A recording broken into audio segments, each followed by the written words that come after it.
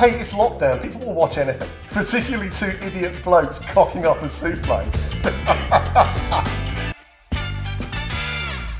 A souffle is one of those things I've always wanted to make, and I've probably been a bit too scared. It seems very technical and the kind of thing that always goes wrong on those cooking contest TV shows. But you seem to think otherwise. It can be quite a simple thing to do.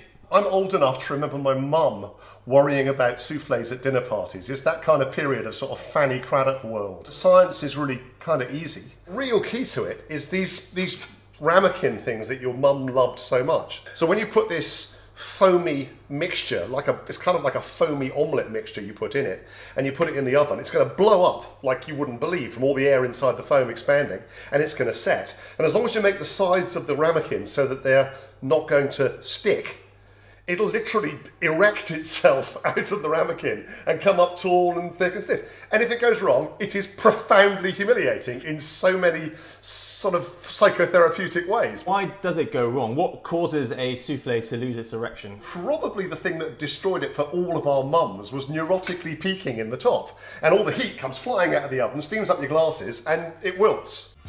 First thing, a little saucepan, puts 40 grams of butter in it, vigorously butter the inside of all our ramekins. Yeah. And I'm then going to put my butter on the heat. Have you got some white breadcrumbs? Shall I blitz my stale white bread? Blitz it.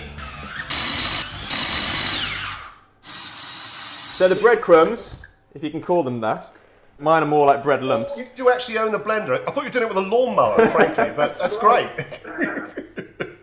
These go onto the bottom of the buttered ramekins. And make sure you get it right up the sides as well. It's got to be really properly and neatly coated. And what do they do? You've got your straight-sided ramekin, so there's nothing to stop the souffle rising. You want plenty of grease on it, an extra sort of anti-stick measure. You breadcrumb it too. How does that look? Not brilliant. Oh, this one's going a bit better. Butter, heat it up, and then add 40 grams of plain flour to make the roux for the base of the bechamel, yeah? The butter and the flour should combine. Remember, you're going for a kind of a biscuity smell, yeah? The thing that made me think of this dish is that I ate at Shell Roux's restaurant a few years back, and he's got this creamy, cheesy souffle, which is just like nothing else I've ever tasted. It's just absolutely divine. You're putting me up against Michel. Yeah, I expect to be impressed, yeah? He's French, for Christ's sake. He's got souffle in his blood. You've got chip fat in your blood, right? Exactly. Once you've got that cooked, take it off the heat, add a little bit of milk. We're going to end up putting in 300 ml of milk. We just add it a little bit at a time, off the heat, whisk it till the lumps disappear, then add a bit more. Once you've got about 100 ml in and it's good and smooth, I then put it back on the heat, keep whisking so it goes smoother thicker. Stir it one more time and leave it off the heat because you want it to drop its temperature now. Do you remember how to separate eggs? I'll give it a go. Yolks into one small bowl, whites into a larger bowl for whisking later. So the secret here is to kind of juggle them from one side of the shell to the other, I think. You can do it by pouring it into your hand as well, which is kind of cool. You don't keep your eggs in the fridge, do you? We do sometimes, yeah. Sorry to admit that. Is that a terrible thing to confess to? Just a total amateur mistake. Why is that? Why should we not be keeping eggs in the fridge? You can't really make a meringue, which is what we'll be making in a minute, with cold eggs. They won't work. You'll never get the meringue to set. If you're the kind of person who uses one egg every 2 months, then keep them in the fridge. But otherwise, keep your eggs outside and they're always ready to use. 50 grams of Parmesan. Grate that and beat it into our bechamel. About 100 grams of Gruyere to go in as well. Don't put it on the heat, stirring it in cold now. So it's just forming a kind of a lumpy, claggy sort of paste. Yep. Add the egg yolks and stir those in too. This is all off the heat. You certainly don't want any heat now because you're basically just making scrambled eggs. At this point you can also season it. Salt and pepper? A little bit of salt, not too much because the Parmesan's salty and the Gruyere's salty. Pepper, yeah, good idea. So what should the consistency be like? Because mine's quite lumpy. Well, kind of sloppy scrambled eggs. Now this is the bit which is going to really separate the men from the boys. Taking the egg whites and beating them up into a meringue. I'm going to use one of these, because terribly 1970s retro. I'm starting to get a bit of a sweat on here. No one said it was going to be easy, man. My eggs have been confiscated off me and are now being beaten by a director of photography. That's stiff, isn't it? Perhaps you should ask your wife. Take a spoonful of your meringue to your custard, gently hold it in. It doesn't mix completely.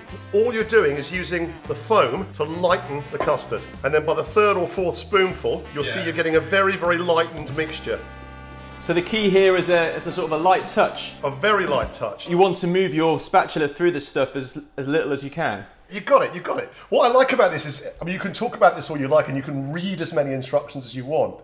But when you actually have the tools in your hand and you can see what it's doing, the science kind of dictates it for you. You can see you're trying to keep the air trapped in there, but you do want to combine it, but not so much that it's going to be a problem. Shallow baking tray, and I put all my ramekins inside it. Carefully spoon the mixture until they're about 3/4 full. Pour boiling water in around the pots into the baking tray, creating something called a bain-marie to stop the heat aggressively overcooking. Put it into the oven and start a timer. All those trapped bubbles that you carefully preserved are now going to expand. The worst thing we could possibly do right now is crack and peak. We let the air out and the whole thing will flop. What's really being exposed is how little we clean our oven door. It's not a great view in there. You know, I wonder if we're discovering something interesting here about the 1970s cook looking through the window of that thing. I mean, about now, if I had a dinner party full of people outside, I'd be bloody terrified and I'd take a peek. But this is exactly why I've never cooked it for a dinner party, because I just know it's one of those things that would fail, and already I'm feeling the pressure. It'd be like one of those classic chocolate fondants or something, where, you know, where the chocolate doesn't run in the middle. Hey, it's lockdown. People will watch anything, particularly two idiot blokes cocking up a souffle. Is this the kind of thing that you cook often, a souffle? I haven't done a souffle in years, but it has a massive emotional connection because I just remember how important things like that were to my mum. I can imagine what the menu would be like at that dinner party. It would start with a prawn cocktail, then you have a cheese souffle, and it would probably end with a Black Forest Gatto. Oh, almost certainly, yes, yes. Now, will they collapse? They won't collapse. Mm. Oh, blimey, that is good. I'm happy with that. I think the extra height would have been a more impressive visual treat for your 1970s dinner party, but there's certainly nothing wrong with that to eat. It's absolutely delicious. As in all things, size isn't everything.